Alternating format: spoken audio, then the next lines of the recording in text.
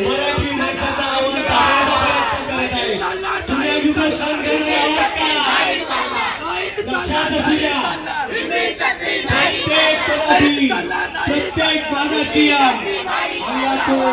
घराघरातून बाहेर निघाला पाहिजे। आधी फक्त विभाग 4 आणि 5 ची ताकद आहे शिवसेनेची। 5 ताकदला होणारा मोर्चा पूर्ण महाराष्ट्रातून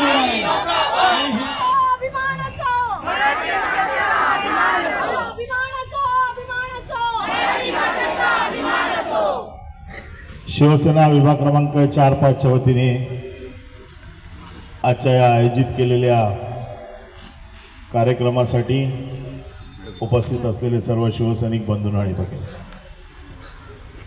अरुण देसाई यांनी आपल्याला सविस्तर मार्गदर्शन केलेलंच आहे। तरी देखील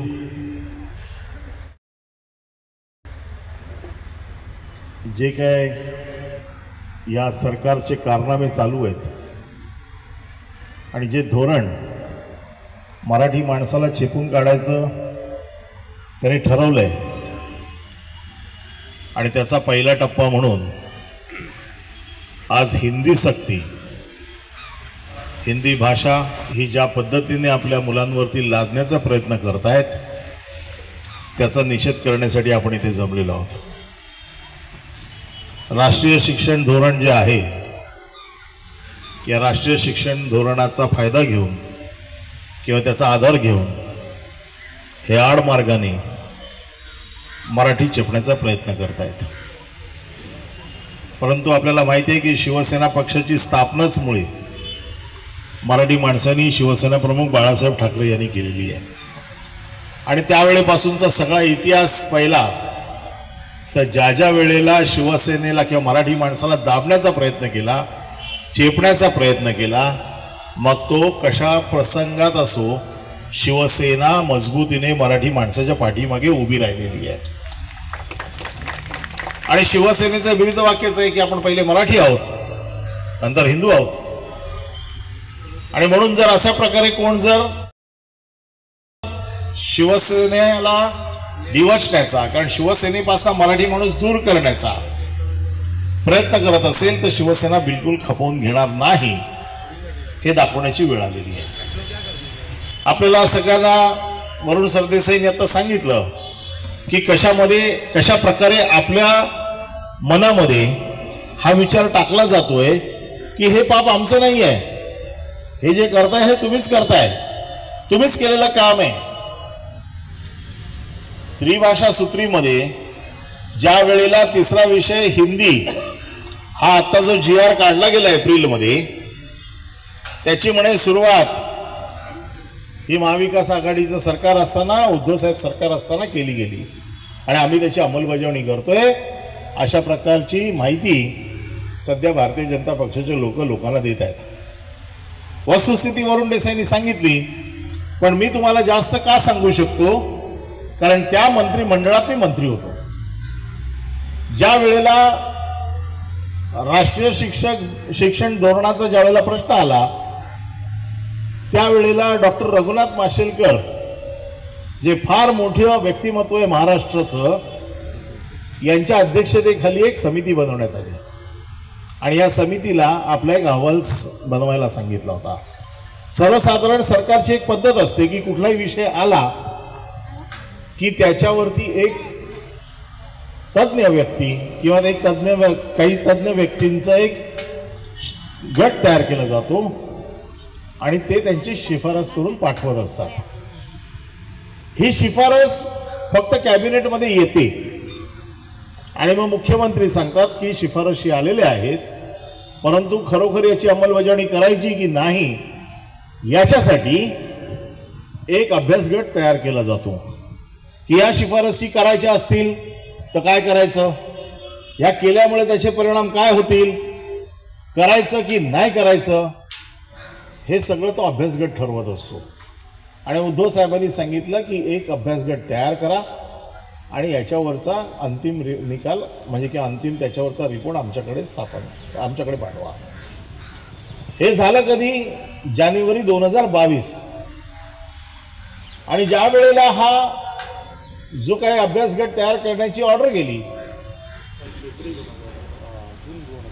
नाही नाही नाही जानेवारी 2022ला आपण पाठवला तिकडे आणि जून 2022ला आपलं सरकारच गेलं.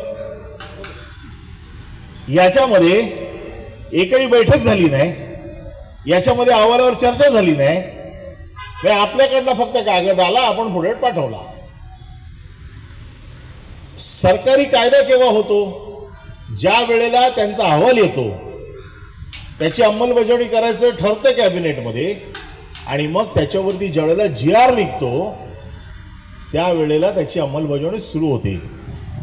जो GR आता 16 एप्रिलला त्यांनी जो काढलेला आहे, हा त्यांनी अंमलबजावणीचा GR काढलेला आहे. उद्धव साहेबांच्या सरकारमध्ये ह्याची चर्चाच झालेली नाही. उद्धव साहेबांच्या सरकारमध्ये या विषयावरती कोणी आपलं मतच मांडलेलं नाही. फक्त आला, आपण पुढे अभ्यास करायला पाठवून दिला. त्याच्यावर चर्चा नाही झाली, त्याच्यावर एकही मीटिंग नाही झाली, त्यावर कोणी कोणाचं मत मांडलं नाही. आता फक्त लोकांच्या डोक्यामध्ये हे घालायचं आहे की हे तुम्हीच केलंय म्हणून ते अशा पद्धतीने बोलताय. काल मी माझ्या टीव्हीवरच्या इंटरव्ह्यूमध्ये ते सगळं दाखवलंय. पण तुम्हाला का सांगतोय हे की ज्यावेळेला तुम्ही मराठीचा विषय घेऊन लोकांकडे जाता, लोक म्हणणार अरे तुम्हीच केलं हे, तर तुम्हाला माहिती असायला पाहिजे.